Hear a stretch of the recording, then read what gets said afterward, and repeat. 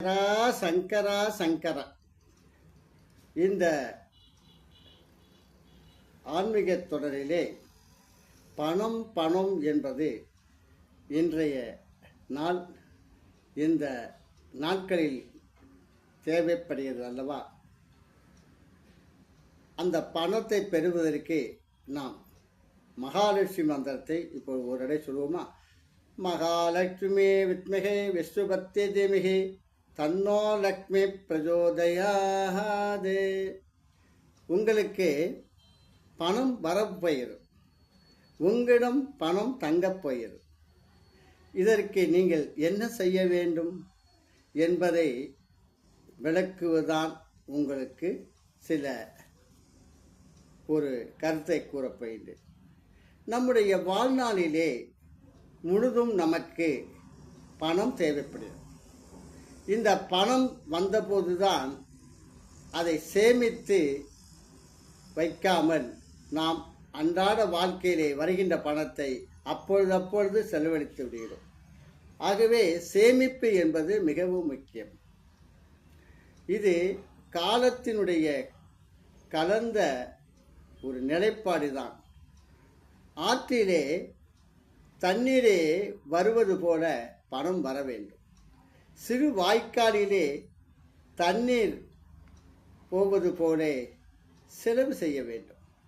சுருக்கமாக கூறினால் வரவு அதிகமாகவும் செலவு குறைவாகவும் இருக்க வேண்டும். அப்போதுதான் பணம் நம்மிடம் தங்கி நிற்கும்.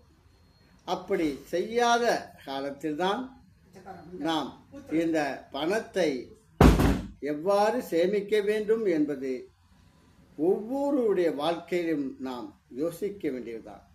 அதற்காக சிக்கனம் கருமித்தனம் கூடாது. செய்ய வேண்டிய காரியங்களை நாம் செய்தோமானால் அது சீராக நமக்கு கிடைக்கும். இந்த நம்பிக்கை என்பது நம்முடைய வாழ்வில் ஒவ்வொருவரிடம் இந்த கடைபிடிக்க வேண்டும். ஒருவருடைய சாமர்த்தியம் உள்ளது, ஊதாரித்தனம் பணம் வந்தவுடன் அதை தீர்த்துவிட்டு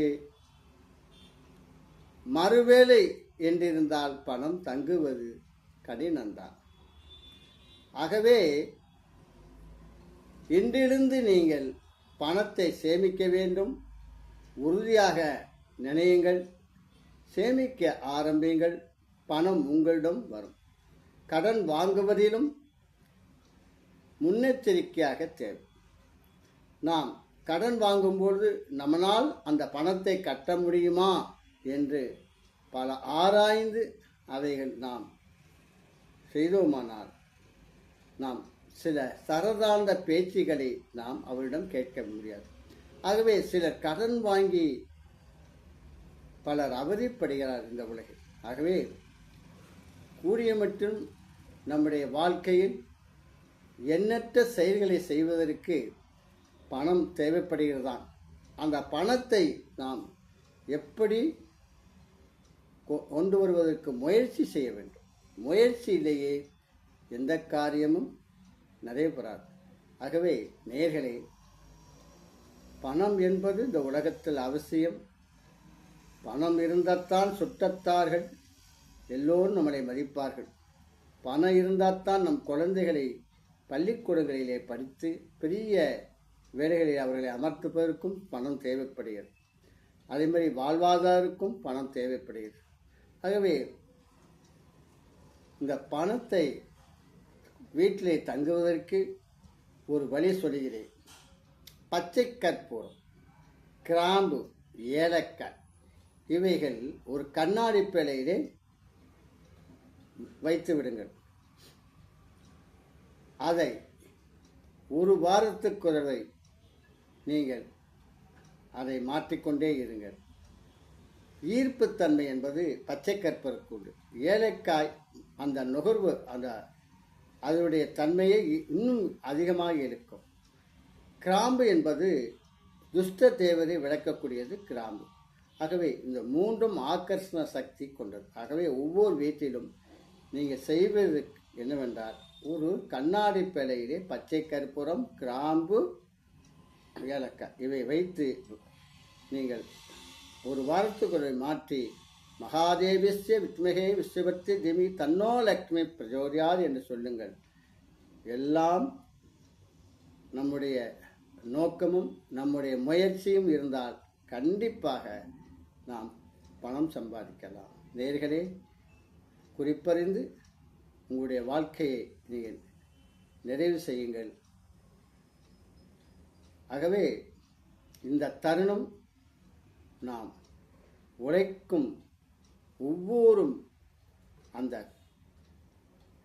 காசும் நமக்கு பெரும் ஒரு பங்கு அளிக்கக்கூடிய சக்தி வாய்ந்தவை. ஆகவே நிதானமாக நேயர்கள் நீங்கள் இதை செய்தோமானால் உங்களிடம் இந்த பணம் தங்கிக் கொண்டே இருக்கும். வணக்க நேயர்களே, இந்த பிரபஞ்சத்திலே நாம் இருக்கும் வரை நாம் எல்லோருக்கும் நன்மை செய்வோம். மற்றவர்களையும் நம்மையும் அவரோடு ஒரு கருத்துக்கள் பரிமாறி நாம் செய்தோமானால் நம்முடைய வாழ்க்கை நன்றாக இருக்கும். சுயநலம் இருக்கக்கூடாது. மற்றவர்களுக்கு அந்த ஏளனமாகவும் பேசக்கூடாது. அதே மாதிரி வீட்டிலே ஒரு கடுமையான வார்த்தைகள் பேசக்கூடாது. அதே மாதிரி யாராவது உங்களிடம் கேட்டால் இல்லை என்று சொல்லக்கூடாது. இல்லை, அந்த பொருள் இல்லாவிட்டாலே இருக்கின்றது, ஆனால் எங்களுக்கு இன்றைய தினம் அதை உபயோகிக்கக்கூடிய அந்த பொருள்தான் இப்பொழுது இருக்கிறது.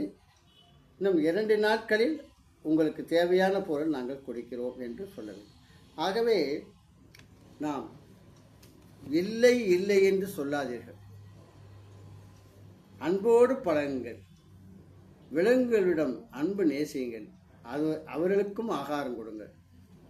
எல்லோரையும் நீங்கள் பார்த்தால், ஐயா நலமாக இருக்கிறீர்களா, உங்கள் வீட்டில் எல்லோரும் நலமாக இருக்கிறார்களா என்று நீங்கள் அன்பாக கேட்க வேண்டும். முதல் யாராவது நீங்கள் உங்கள் பழையவர்களோ உறவினர்களோ பார்த்தா, ஐயா வணக்கம் ஐயா, நல்லா இருக்கீங்களா, உங்கள் குடும்பம் நல்லா இருக்கா, பொண்ணு பிள்ளைகள்லாம் நல்லா இருக்காங்களா, விவசாயம்லாம் எப்படி இருக்கு அப்படின்னு கேட்க வேண்டும். இதுதான் இந்த தன்மையான வார்த்தையில் நீங்கள் கேட்டோமானால் உங்களுடைய வாழ்க்கை தாமரை போல் மலரும்.